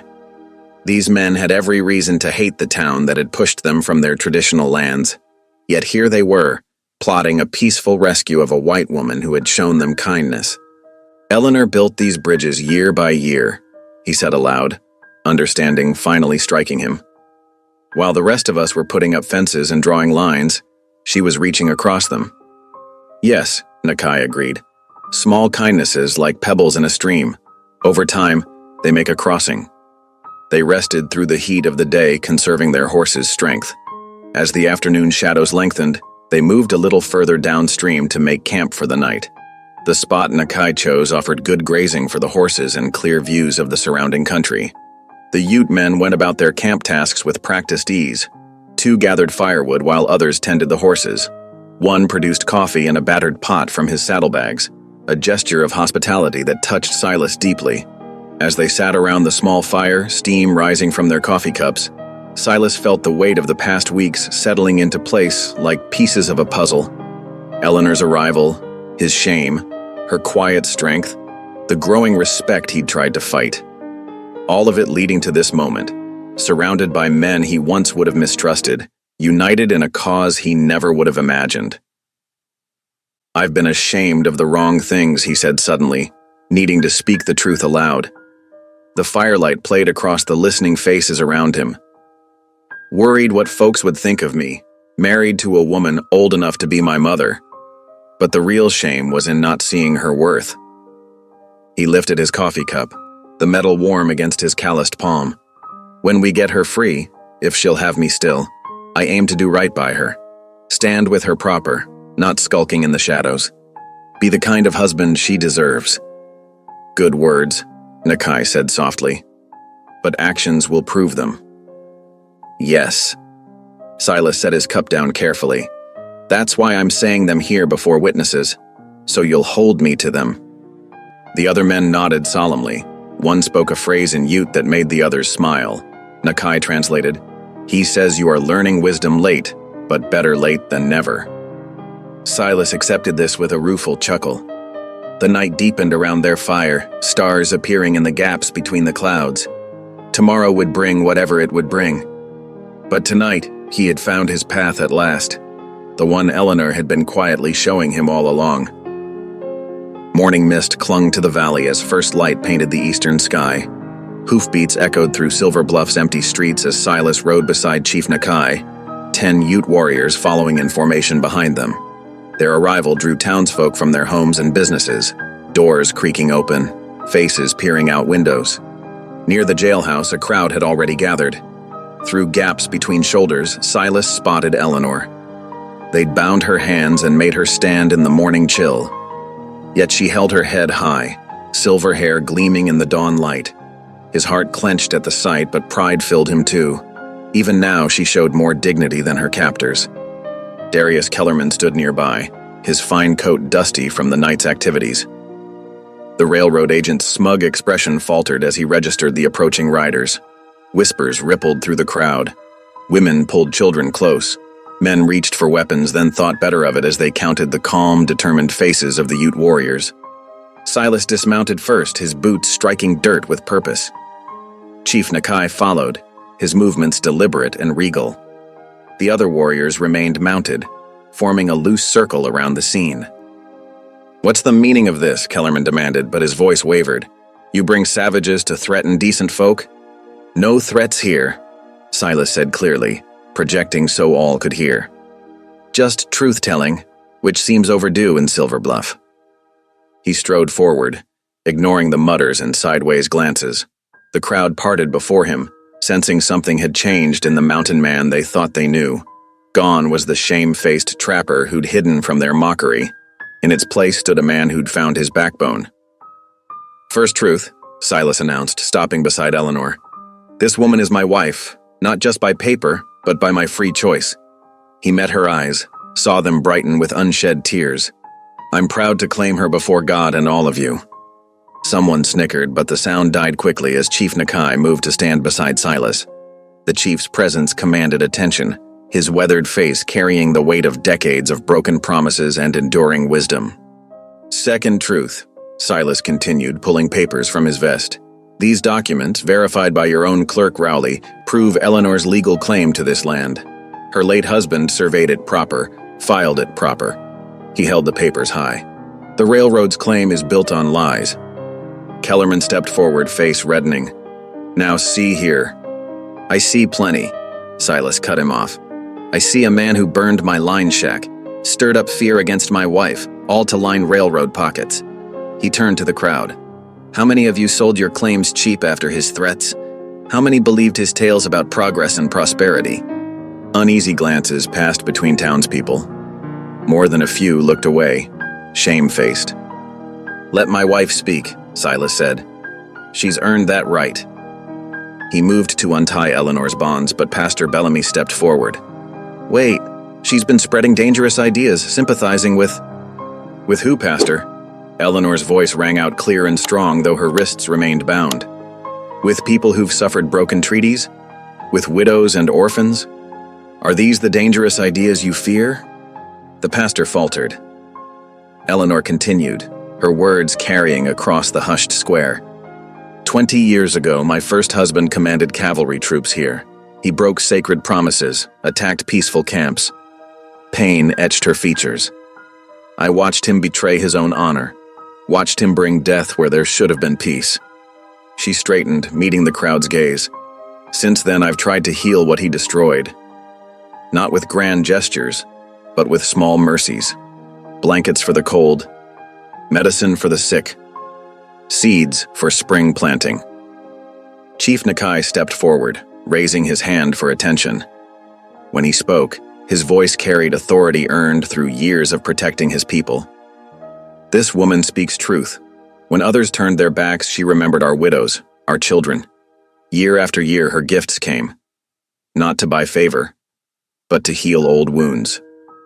His dark eyes swept the crowd. She honors the treaties your leaders forgot. She builds bridges where others dig trenches. Kellerman tried once more to seize control. Don't let them fool you.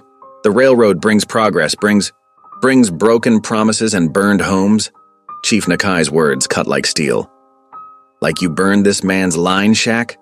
Like you threatened this woman who shows more honor than all your papers? The railroad agent's face went pale. He backed away, looking desperately for allies in the crowd. But the townspeople had begun to shift, turning away from him, moving closer to hear Eleanor and the chief. Silas stepped behind Eleanor, untying her bonds with gentle hands. She rubbed her wrists, then straightened her shawl with quiet dignity. When she spoke again, her voice carried no bitterness. I came west not just as a bride, but as a bridge builder. This land needs healing, not more division. It needs truth-telling, not greed's lies. She looked at Silas with deep affection. My husband has learned this, perhaps others can too. The morning sun had climbed higher, burning away the mist. In its clear light, Kellerman's fine clothes looked shabby, his promises hollow. He began edging toward his horse. Someone in the crowd called out, "Shame on you, Kellerman!" Threatening a grandmother, burning honest folks' property. Another voice joined in. Run back to Denver. Tell your railroad bosses they can't buy Silver Bluff's soul. The mood shifted like wind before a storm. Kellerman scrambled onto his horse, spurring it hard. Jeers followed him as he galloped out of town, leaving only dust and discredited lies behind. Silas took Eleanor's hand, holding it high for all to see. My wife, he declared again, pride ringing in his voice. My chosen partner. Chief Nakai nodded approval. The Ute warriors sat straighter in their saddles, honoring the moment. Slowly the crowd began to disperse, many pausing to nod respectfully to Eleanor or touch their hats to the chief. Pastor Bellamy approached last, head bowed. Ma'am, Mrs. Brackett, I owe you an apology. We all do. Eleanor squeezed his arm gently. There's grace enough for everyone, Pastor. That's what I learned from my years of atonement. The morning breeze carried the scent of sage and renewal. Silas stood tall beside his wife, understanding at last that true strength lay not in standing alone, but in standing together for what was right. Golden afternoon light slanted across the mountain valley as Eleanor carefully placed another apple seedling into the rich soil. Her silver hair gleamed in the sun, tied back with a faded blue ribbon. 6 weeks had passed since the confrontation in Silver Bluff, and spring had arrived in earnest, painting the slopes with wildflowers.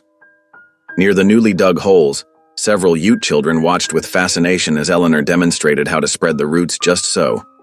Their mothers sat in the shade of the cabin, weaving baskets and sharing dried berries. The scene would have been unimaginable months ago. Settlers and Ute gathered in peace on contested land. "Like this?" asked Little Fox, a boy of perhaps 8 summers, as he gently patted soil around a tender sapling. "That's just right," Eleanor praised, her wrinkled hands guiding his smaller ones. "Not too tight, not too loose. The tree needs room to grow, but also support to stand tall." From the far side of the clearing came the steady rhythm of hammer strikes. Silas worked methodically, setting cedar posts for the new fence line. Several men from town had ridden up to help, including some who'd stood with Kellerman's mob not long ago. Their shared labor spoke of bridges being rebuilt, one post at a time. Mrs. Whitcomb, Sarah Jenkins, the mercantile owner's wife, approached with a ceramic jug. "We brought some fresh lemonade for everyone." Eleanor straightened, pressing a hand to her lower back. "Much obliged, Sarah. Would you mind helping the children pour cups for their mothers first?" Sarah nodded, smiling warmly at the Ute women. Where there had once been suspicion, understanding was slowly taking root. The railroad's new survey team had come through last week, led by a different agent, one who actually listened. After reviewing Eleanor's deed and consulting with Chief Nakai, they'd agreed to shift the planned route 2 miles south. The change would cost more, but as the head surveyor admitted, it was cheaper than legal battles and lost trust. "Grandmother," called Morningstar, a young Ute girl, using the kinship term that had become Eleanor's unofficial title among their people. "Why do you plant apple trees? They take many seasons to give fruit." Eleanor settled onto a nearby stump, gesturing for the children to gather round. "That's true, little one, but the best gifts often take time." She gestured toward the saplings. "These trees will grow tall and strong, providing shade for your children and their children after them. The fruit they bear will feed many families, both Ute and settler. They're a promise that we can share this land in peace." Silas paused in his work, leaning on his post-hole digger to watch his wife. Strange, how natural that word felt now, wife. The sourness of his initial shame had mellowed into something sweet and sustaining, like honey aged in the comb. "Need a break?" Pastor Bellamy approached, offering a dipper of water. "Much obliged." Silas took a long drink. "Never thought I'd see a day like this, if I'm being honest." The pastor nodded, watching Eleanor with the children.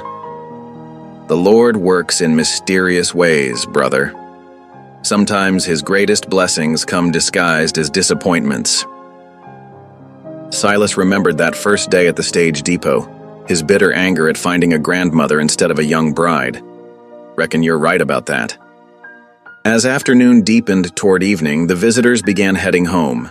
The Ute women gathered their children, promising to return when the moon was full. Sarah and the other town ladies packed up their empty baskets, having shared a picnic lunch that bridged cultural divides. The men loaded tools into wagons, planning the next workday. Eleanor stood at the cabin door, waving goodbye until the last rider disappeared around the bend. Then she sighed contentedly, removing her work apron. "Tired?" Silas asked, coming up behind her. "Pleasantly so." She smiled up at him. "The kind of tired that comes from doing good work." He nodded toward the new saplings. "They look right at home already." "They should. This is good land, meant for growing things." Eleanor's eyes held a familiar gleam. "Not just apples, mind you. I was thinking we might put in some peach trees next spring, and perhaps a proper vegetable garden with corn and squash like the Ute women showed me."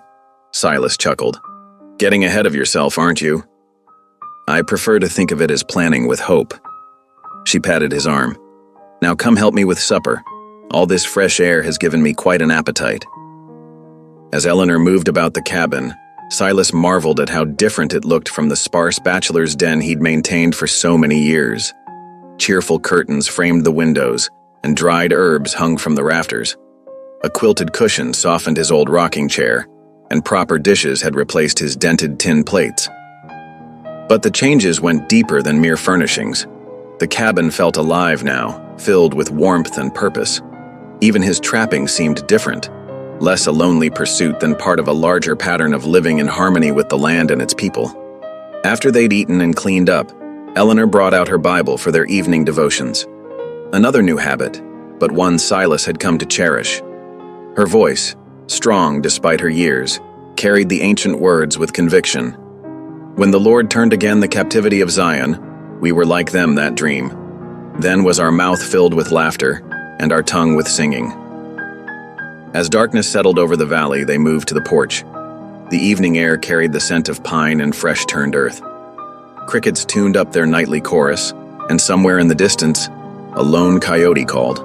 Silas took Eleanor's weathered hand in his calloused one. "Been meaning to tell you something." She turned toward him, patient as always. "That day you stepped off the stage." He cleared his throat. "Well, you know I'd ordered myself a young bride. Thought I needed someone to give me children, carry on my name." He squeezed her fingers. "But the Lord knew better what I needed. Sent me wisdom instead of youth, strength instead of beauty. Though," he added with a smile, "you've got plenty of that too, in your own way." Eleanor's eyes glistened in the fading light. Psalm 126 tells us, "They that sow in tears shall reap in joy." She looked out over the newly planted orchard. "I came west carrying old griefs, seeking to make amends. You were trapped in loneliness, wearing it like armor, but God had better plans for us both." Silas followed her gaze to where the apple seedlings stood in neat rows, barely visible now in the gathering dusk. Such tiny things, yet full of promise. Like seeds of faith, he reflected, or the first tender shoots of love in unexpected places.